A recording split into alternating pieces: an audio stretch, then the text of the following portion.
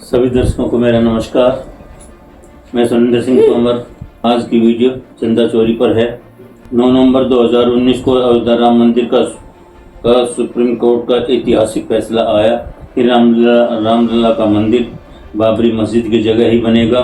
फैसला उस समय के चीफ जस्टिस रंजन गोगोई ने दिया था। 5 फरवरी 2020 को ट्रस्ट बना गया, जिसमें 12 सदस्य मोदी जी ने नियुक्त की।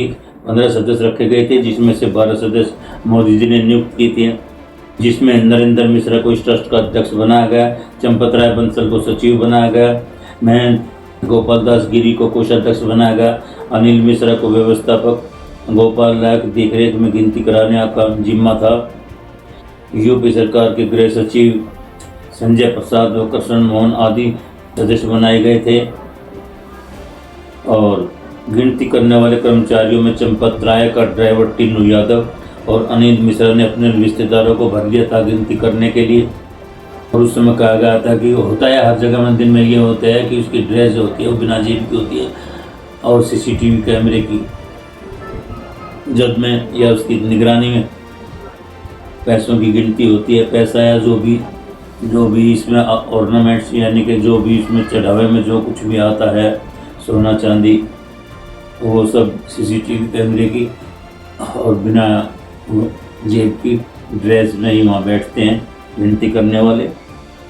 ट्रस्ट बनने के बाद से ही चंदा आना शुरू हो गया था। तब विदेशों से बहुत सी कीमती धातुएं, पत्थर, गुप्त दान, डॉलर आदि आया। राजस्थान से पत्थर फ्री में आया, परंतु ट्रस्ट ने उसे खरीदा हुआ बताया।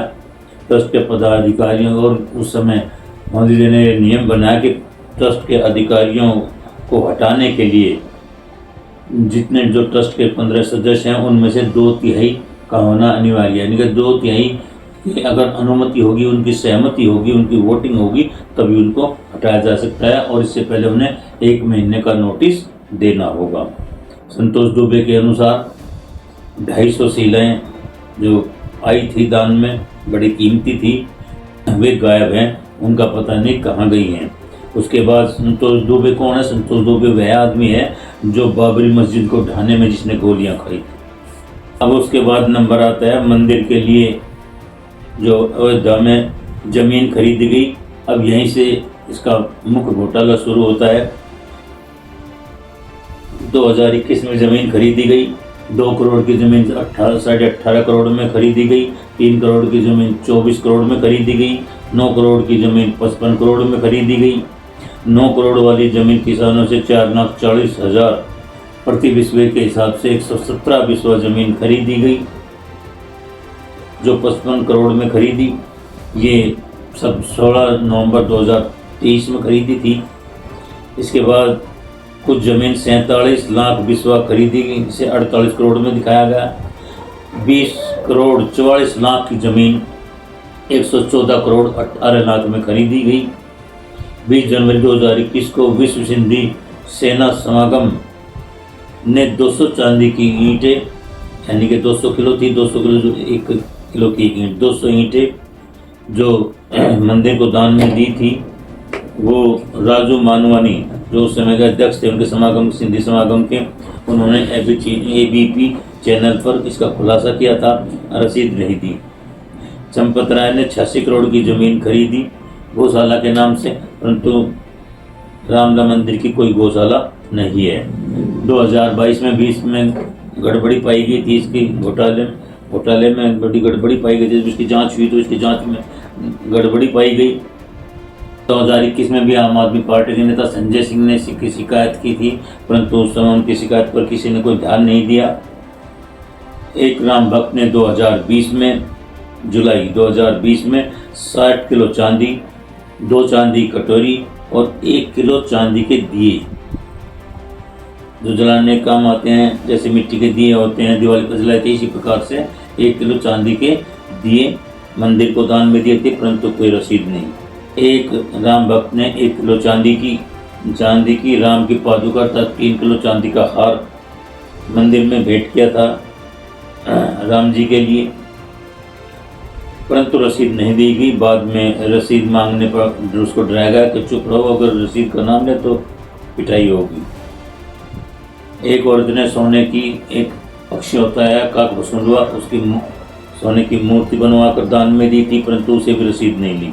लक्ष्मी नारायण ने 800 ग्राम सोने के पन्नों की एक रामचरितमानस 8 अप्रैल 2024 को दान में दी थी, परंतु रसीद इसको भी नहीं दी गई। इस प्रकार ये ले तो लेते थे, परंतु जो डायरेक्ट उनके हाथों में दी गई थी उनको ये तो टिन्नू के देते थे या चंपत राय बंसल को, परंतु किसी को भी ऐसी रसीद नहीं दी गई।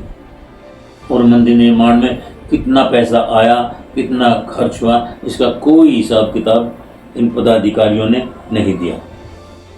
उसके साथ ही एक इंजीनियर, उस समय के जो उसके निर्माण में जो इंजीनियर थे, दीनानाथ वर्मा ने बताया कि अनिल मिश्रा 40% कमीशन लेता था, तो उन्होंने तो इससे रिजाइन ही दे दिया था कि मैं इस काम को नहीं कर पाऊंगा।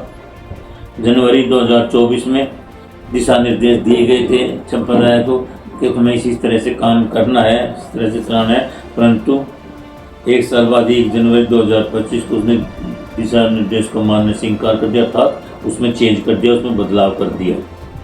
5 जून 2026 में अखिलेश यादव ने चोरी का खुलासा किया तो 7 जून को चंपत राय, 6 या 7 जून को, तभी अगले ही दिन चंपत राय ने 1-2 सिपाही को साथ लेकर एक जो उस गिनती में थे अविनाश शुक्ला, उनके घर पर छापा मारकर कुछ रुपए, कहते हैं कि काले रुपये का एक काला बैग था, रुपयों से भरा हुआ मिला था, वो 20 लाख रुपए उसमें बताए, परंतु उसमें जो है ना 80 लाख रुपए थे।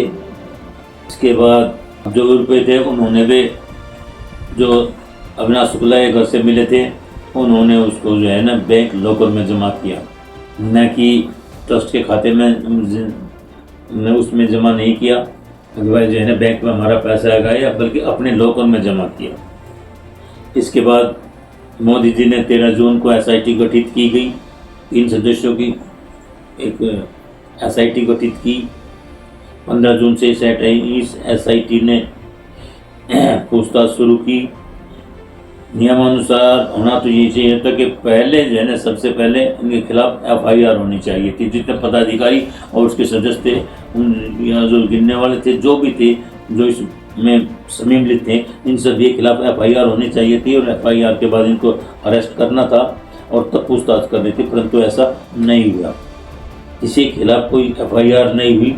बाद में 25 जून को ट्रस्ट के कृष्ण मोहन, उन्होंने 25 जून को जो है ना इन 8 सदस्यों जो गिनती में थे, तीनों आदि 8 के खिलाफ एफआईआर की, तो पुलिस ने उन पर एक्शन लिया। पुलिस ने उनको 8 को जो है ना गिरफ्तार किया, परंतु उनको रिमांड पर नहीं लिया।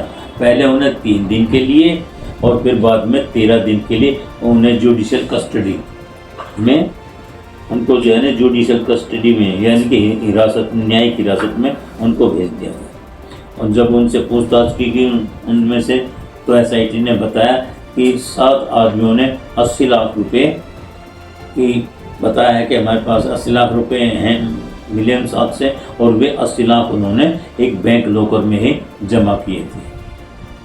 तो इस प्रकार से वही 20 लाख रुपए उनको जो है ना 7 आदमियों पर से बताया एसआईटी ने, वे भी 80 लाख रुपए पहले उसने जमा कर दिए थे लॉकर में चंपत राय ने। तो उन्हीं का खेल है, बस उन्हीं को घुमा रहे हैं बार बार। और एसआईटी के अध्यक्ष को संजय सिंह ने जमीन घोटाले के जो 11 दस्तावेज थे, वे लखनऊ जाकर जो एसआईटी के अध्यक्ष हैं उनको सौंप दिए थे। और उससे पहले जब ये मामला शुरू हुआ, तो अखिलेश ने इसकी शिकायत की, तो उसी समय सबसे पहले जो है वे जो रामलला मंदिर का जो थाना है उसमें रिपोर्ट के लिए गए। संजय सिंह भी गए और भी बहुत से आदमी गए, संतोष दुबे भी गए, परंतु थाने वालों ने किसी की भी, पुलिस ने किसी की भी कोई शिकायत नहीं ली। एसआईटी ने पहली रिपोर्ट 30 जून को गृह सचिव संजय प्रसाद को सौंपी, जो ट्रस्ट के सदस्य भी हैं, परंतु उसका कोई संतोषजनक परिणाम नहीं हुआ, उससे कोई फायदा नहीं हुआ। नहीं बताया गया क्लियर कि उसमें क्या हुआ, बस इतना बताया गया कि इनमें से 7 के पास से 80 लाख रुपए मिले हैं। चंपत राय, अनिल मिश्रा, गोपाल राय को न कोई नोटिस दिया गया और न ही इनका कोई इस्तीफा लिया गया। 6 जुलाई को चंपत राय और अनिल मिश्रा का इस्तीफा लिया गया और गोपाल राय पर कोई एक्शन नहीं हुआ। इसके बाद जो कृष्ण मोहन ये सदस्य थे, इनको ट्रस्ट का सचिव बना लिया गया। महंत गोविंद दास गिरी जो ट्रस्ट के कोषाध्यक्ष थे, उन्होंने तो अपनी जिम्मेदारी लेने से साफ मना कर दिया कि भाई मैं तो कभी कभी आया करूँगा, नहीं मैं तो जैने इन्हीं के भरोसे अपने एजेंसियों भेज देता था, मुझे कुछ पता नहीं इसमें कहाँ की है। जब उनकी जिम्मेदारी कोषाध्यक्ष का काम होता है अपनी देख रेख में सब कुछ कार्य कराना, अपना सब कुछ हिसाब अपने पास रखना, परंतु उन्होंने ढीला हुआ कि मैं तो चाहता नहीं था बनना। अरे जब चाहते नहीं थे बनना तो फिर बने क्यों? और अब कहते हैं कि बस इस्तीफा दो, कि वहाँ तो इस्तीफा ना दे रहा, इस्तीफा देने से भी साफ मना कर दिया। और ये जो SIT है, SIT को अपनी फाइनल रिपोर्ट 15 जुलाई को देनी थी, परंतु 20 जुलाई को उन्होंने सुप्रीम कोर्ट में पेश की और सुप्रीम कोर्ट ने कहा कि दोबारा से 3 सदस्यों की एक SIT गठित करो, जिसमें बड़े बड़े पुलिस अधिकारी या जज वगैरह हों। और सुप्रीम कोर्ट ने इसकी सुनवाई के लिए 27 जुलाई रखी है। कांग्रेस के प्रवक्ता सुरेंद्र राजपूत ने एक दिन बताया कि जब कुंभ का मेला था तो उसमें बताया था योगी जी ने कि 16 करोड़ जो उसमें नहाने के लिए उन्होंने रामलला मंदिर के भी दर्शन किए।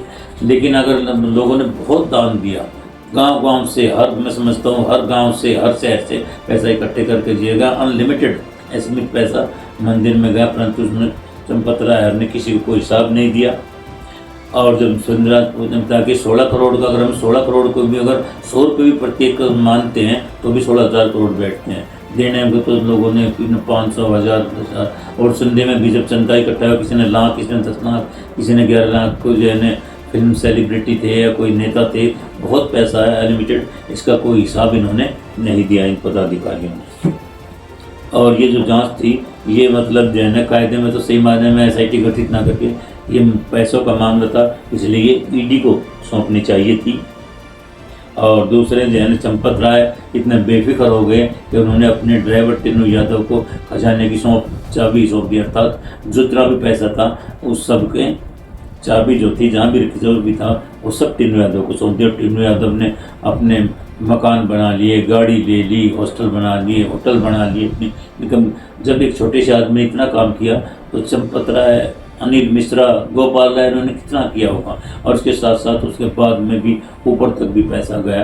ये तो कुछ छोटी मछली थी, कुछ मछली के बच्चे थे ये तो, लेकिन असली जो मछली थी, बड़ी मछली, उनका कहीं कोई नाम नहीं आया।